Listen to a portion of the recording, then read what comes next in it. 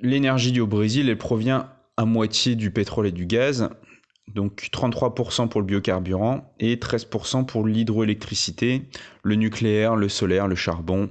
Ça représente finalement très peu, 3% à peu près de l'énergie. Ce qu'il faut comprendre, c'est que le Brésil, c'est un pays qui est en pleine croissance, qui cherche à se développer, qui cherche à s'enrichir et qui cherche à développer au maximum son économie. Donc pour ça, elle a besoin d'énergie. Dans les années 90, le pays produisait pas assez d'énergie par rapport à tout ce qu'elle consommait. Du coup, un des objectifs, ça a été d'augmenter énormément la production d'énergie, en sachant que la population a continué à augmenter, donc de manière à subvenir aux besoins de tout le monde, et notamment de pouvoir continuer à développer le pays et à s'enrichir. Donc c'est un pari qui a été réussi puisque à l'heure actuelle, le Brésil produit plus d'énergie qu'elle n'en consomme. Donc elle a réglé son problème énergétique, mais elle continue toujours à en produire. Alors une des particularités, c'est l'utilisation du biocarburant. Le biocarburant est utilisé dans à peu près 60% des véhicules. Donc vous avez au Brésil une utilisation importante du biocarburant parce que vous avez des zones agricoles assez importantes. Le biocarburant, il est fait à partir de la canne à sucre. Donc on le transforme pour faire de l'éthanol. Et c'est quelque chose qui a été utilisé depuis très longtemps au Brésil. Alors l'intérêt pour certains, c'est que du biocarburant, c'est que finalement ça produirait moins de CO2 que l'essence. Alors c'est de plus en plus contesté hein, ce qui est dit là.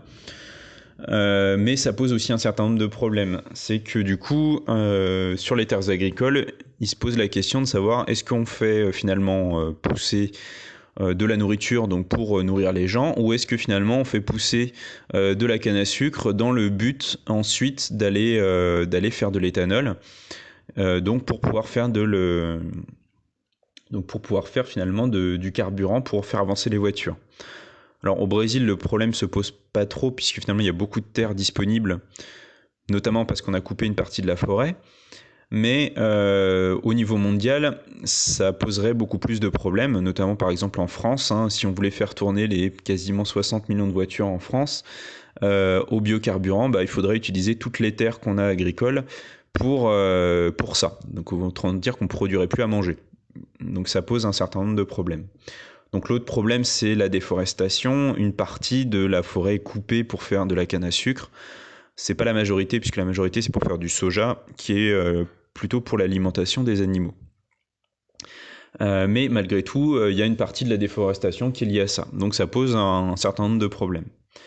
Ensuite, l'autre problème emblématique lié à l'énergie, c'est l'hydroélectricité. Donc l'hydroélectricité, ça représente 60% de l'électricité du Brésil, donc c'est énorme, hein, c'est le troisième plus gros producteur d'énergie hydroélectrique. Alors pourquoi ?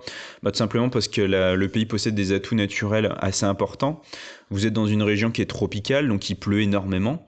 Vu que vous avez beaucoup de pluie, ça veut dire que les cours d'eau sont assez puissants, il y a énormément d'eau qui circule. Donc c'est ce qu'on appelle la puissance d'un fleuve, c'est ce qu'on appelle le débit, hein, c'est-à-dire la quantité d'eau qui s'écoule par seconde. Et donc vous avez des fleuves qui sont très très très puissants, notamment l'Amazone, hein, qui est un des plus puissants.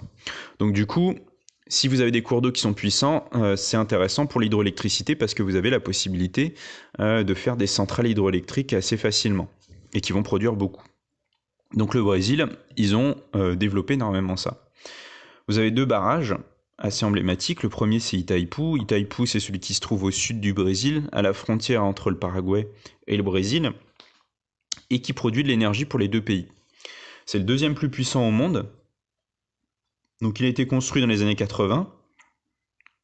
Pour vous donner une idée, il mesure 8 km de large, hein, et il fait à peu près 200 mètres de hauteur.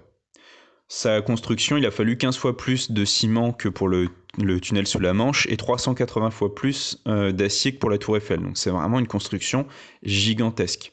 Quand vous construisez un barrage, ça veut dire que vous allez barrer un cours d'eau. Donc forcément, vous allez avoir un lac qui va se créer, qui va se former. Ce qu'on appelle un lac de retenue.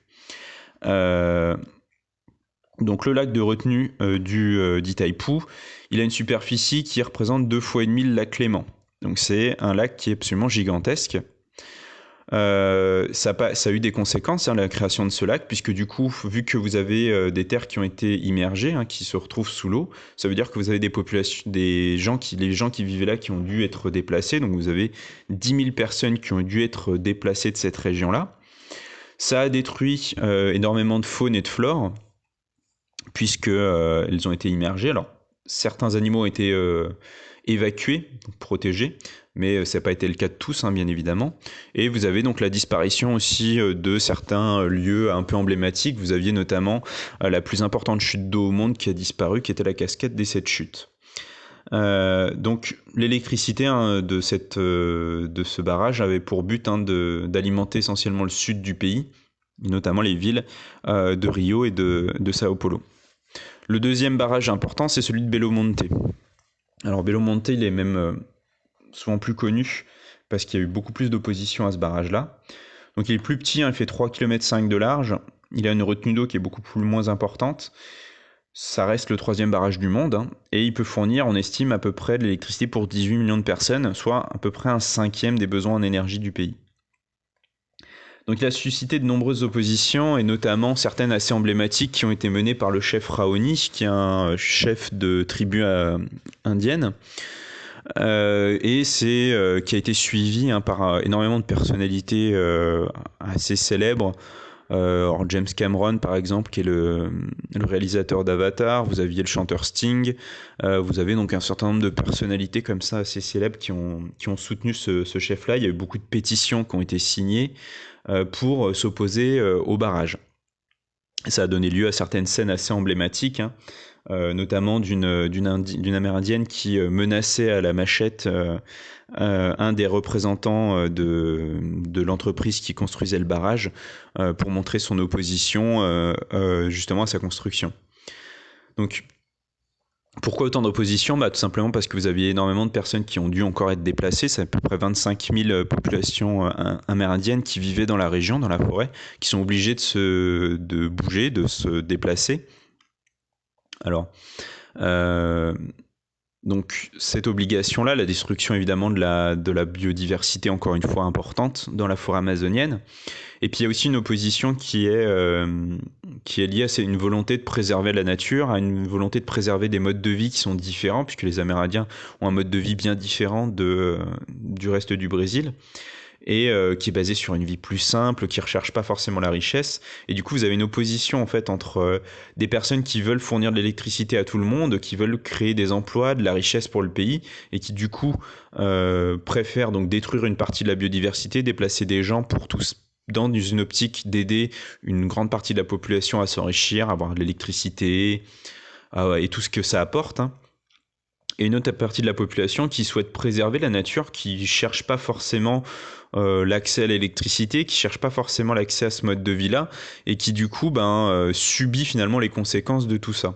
Donc vous avez une vraie opposition entre deux visions finalement du monde, deux visions du futur, qui se voient autour de ces barrages-là. Et finalement, c'est un peu la question que pose l'énergie. C'est est-ce qu'on veut continuer à produire toujours plus d'énergie, en sachant que plus on va en produire, plus elle sera consommée, et plus on en aura besoin à nouveau. Ça pose la question aussi de quelle énergie utiliser, parce que même une énergie qui est dite renouvelable, comme l'hydroélectricité, qui est vue comme propre, puisqu'elle n'émet pas de gaz à effet de serre, donc elle n'a pas trop d'impact sur le réchauffement climatique, malgré tout, ça a des conséquences qui sont différentes, mais des conséquences quand même, et il y a des oppositions. Et surtout, ça pose la question de qu'est-ce qu'on fait de cette énergie qu'on crée. Est-ce que finalement, cette énergie-là, on n'est pas aussi des fois en train de la gaspiller ? Est-ce qu'on a besoin parfois, je sais pas, individuellement de laisser la lumière allumée quand on n'est pas dans une pièce, mais aussi collectivement, est-ce qu'on n'utilise pas l'énergie parfois de mauvais escient ? Un exemple que je donne comme ça, mais est-ce que mettre des panneaux publicitaires lumineux ou avec des écrans géants qui consomment beaucoup d'énergie, c'est véritablement nécessaire ? Bon, un exemple, encore une fois, sur cette consommation-là, il me semble que, par exemple, à Paris, vous avez énormément de ce genre d'écran, et il avait été estimé que ça représentait quasiment la consommation électrique d'1 million de personnes. Donc c'est une consommation qui n'est pas anodine, qui est énorme. Est-ce que ça apporte quelque chose véritablement à notre société, à nous-mêmes individuellement? La question se pose. Donc l'énergie, elle pose toutes ces questions-là. C'est finalement, ça a des conséquences sur les gens, ça a des conséquences sur l'environnement. Est-ce qu'on peut faire n'importe quoi avec? Est-ce qu'on ne doit pas essayer de la préserver, l'utiliser intelligemment et finalement ne pas faire certaines choses parce que on sait que ça aura des conséquences. Donc voilà, l'énergie, elle pose un grand nombre de questions et notamment les barrages posent un nombre de questions, mais on pourrait faire ça pour toutes les énergies renouvelables comme non renouvelables.